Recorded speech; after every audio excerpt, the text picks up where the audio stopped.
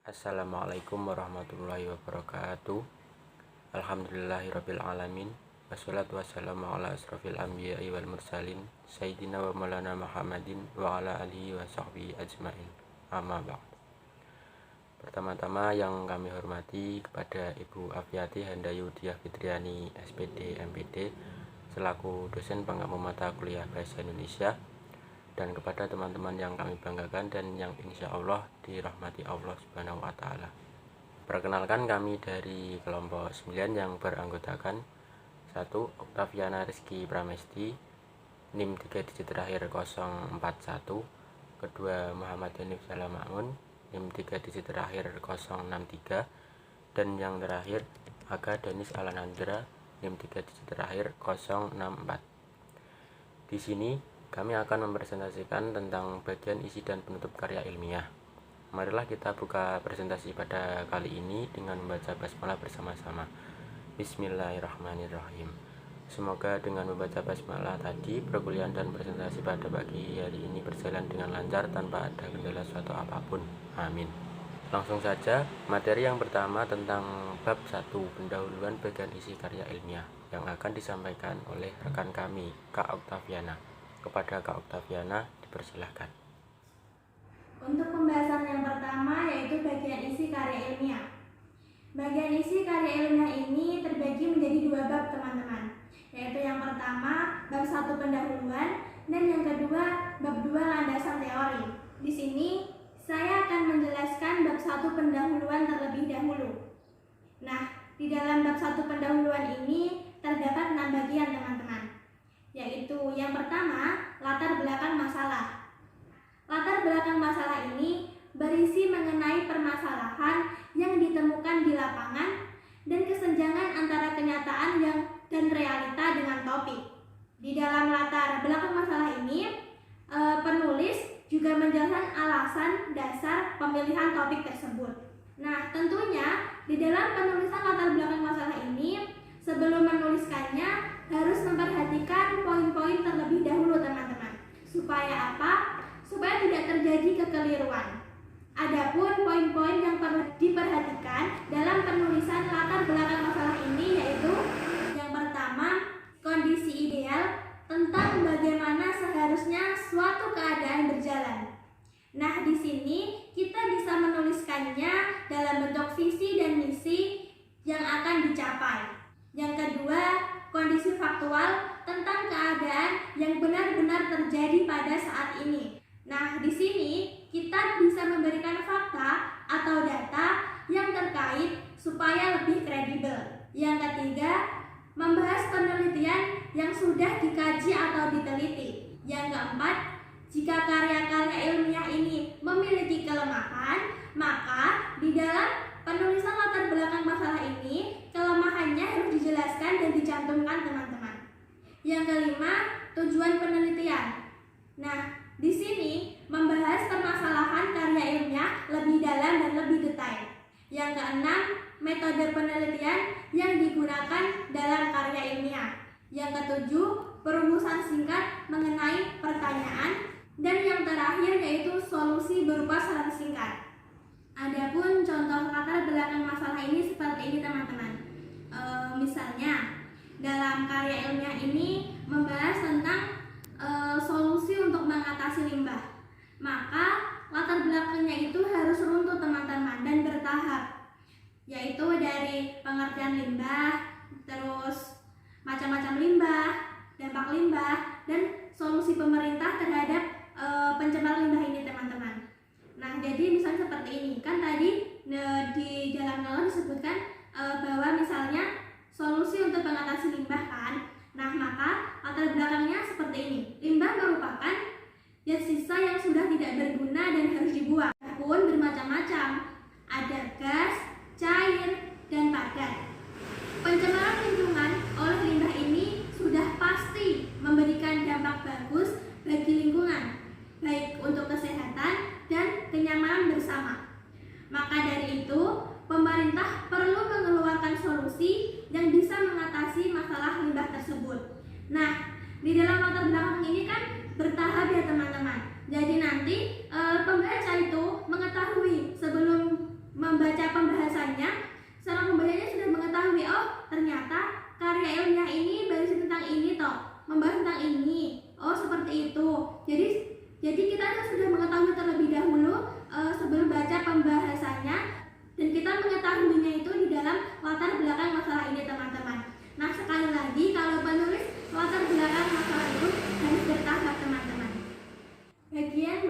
pendahuluan yang kedua yaitu rumusan masalah. Rumusan masalah ini membahas tentang permasalahan-permasalahan yang akan dibahas dalam penelitian dan ditulis dalam bentuk pertanyaan. Otomatis nanti tanda akhirnya ya tanda tanya teman-teman. Nah, pertanyaan-pertanyaan yang dituliskan di dalam rumusan masalah ini akan dibahas dan dijelaskan pada bagian pembahasan. Lalu bagian yang ketiga yaitu batasan masalah. Batasan masalah ini berisi tentang batasan-batasan permasalahan yang ingin dibahas, sehingga bahasanya itu tidak meluas dan relevan. Karena apa teman-teman? Ya karena fungsi dari batasan masalah ini hanya fokus pada satu persoalan. Jadi itu nanti bahasanya tidak bertele-tele karena fokus pada satu persoalan yang dituju. Dan juga membantu dan mengidentifikasi masalah yang akan dibahas. Misalnya seperti ini teman-teman. Ada karya ilmiah itu yang membahas tentang psikologi anak. Nah, maka batasan masalah yang akan dikaji dalam penelitian ini adalah masalah yang diteliti ya terbatas pada penanganan anak. Misalnya penanganan anak hiperaktif dengan terapi bermain puzzle di TK Pertiwi 1 Bekasi 4 Ngemplak Boyolali. Bagian yang keempat yaitu tujuan penelitian. Tujuan penelitian ini berisi tentang kalimat pernyataan yang mengacu pada pertanyaan-pertanyaan yang dituliskan dalam rumusan masalah tadi teman-teman. Misalnya, di dalam karya ilmiah membahas tentang pengaruh gadget terhadap pengaruh gaya belajar siswa. Nah, di rumusan masalahnya ditulis bagaimana pengaruh gadget terhadap gaya belajar siswa. Maka tujuan penelitian ini yaitu untuk menjelaskan atau untuk mengetahui tujuan pengaruh gadget terhadap gaya belajar siswa. Yang kelima yaitu hipotesis. Hipotesis itu suatu pernyataan sesuatu yang dianggap benar untuk pengutaraan pendapat dan kebenarannya itu masih perlu diteliti dan dibuktikan. Hipotesis karya ilmiah ini terdapat 3 jenis hipotesis, yaitu pertama hipotesis nol, yang kedua hipotesis berarah atau hipotesis alternatif, yang ketiga yaitu hipotesis tak berarah. Adapun penjelasannya yaitu hipotesis nol adalah prediksi bahwa tidak ada hubungan antar variabel atau tidak ada perbedaan antar kelompok terkait variabel penelitian.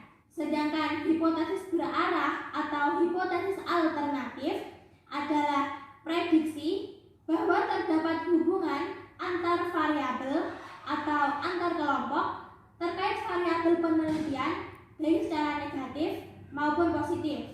Sedangkan hipotesis tidak berarah adalah prediksi bahwa ada hubungan namun tidak merumuskan secara spesifik hubungan antar variabel atau antar kelompok terkait variabel penelitian. Contoh dari hipotesis ini seperti ini teman-teman. Kan hipotesis ini dimaksud yaitu berhubungan antara variabel satu dengan variabel lainnya itu berhubungan. Misalnya seperti ini. Ada pernyataan, apakah terdapat strategi coping stres dilihat dari preferensi jenis musik pada mahasiswa Musik Institut Seni Indonesia Yogyakarta? Maka hipotesisnya seperti ini. Ada perbedaan skor antara problem fokus coping antara mahasiswa musik klasik dan mahasiswa musik jazz. Mahasiswa musik klasik memiliki skor lebih besar daripada yang terdapat dalam problem fokus coping daripada mahasiswa musik jazz. Sedang mahasiswa musik jazz memiliki skor lebih besar pada emosional fokus coping daripada mahasiswa musik klasik. Nah, untuk bagian yang terakhir atau yang keenam yaitu manfaat penelitian. Nah, pada bagian ini tertulis manfaat-manfaat apa yang diperoleh oleh kalangan tertentu maupun masyarakat pada umumnya. Jadi setelah kita melakukan penelitian, setelah kita melakukan yaitu penelitian tadi seperti itu, kita itu bisa mengetahui manfaat dari suatu penelitian karya ilmiah tadi teman-teman, dan dituliskan pada bab 1 pendahuluan ini. Mungkin itu yang dapat saya sampaikan. Untuk bagian yang kedua atau bagian isi yang kedua, yaitu tentang landasan teori, akan disampaikan oleh rekan saya, Kak Hanif. Kepada Kak Hanif, dipersilakan. Baik, di sini saya akan menjelaskan bagian isi yang bab 2, yaitu tentang landasan teori. Pada bagian landasan teori ini, penulis menjelaskan teori-teori yang berhubungan dengan permasalahan yang akan dibahas dari para ahli dan juga dari sumber-sumber yang dapat dipercaya keberadaan teorinya. Landasan teori ini juga bisa diartikan sebagai teori-teori yang relevan dengan masih yang diteliti dan bisa digunakan untuk menjelaskan variabel serta memberi jawaban sementara terhadap hipotesis dan penyusunan instrumen penelitian.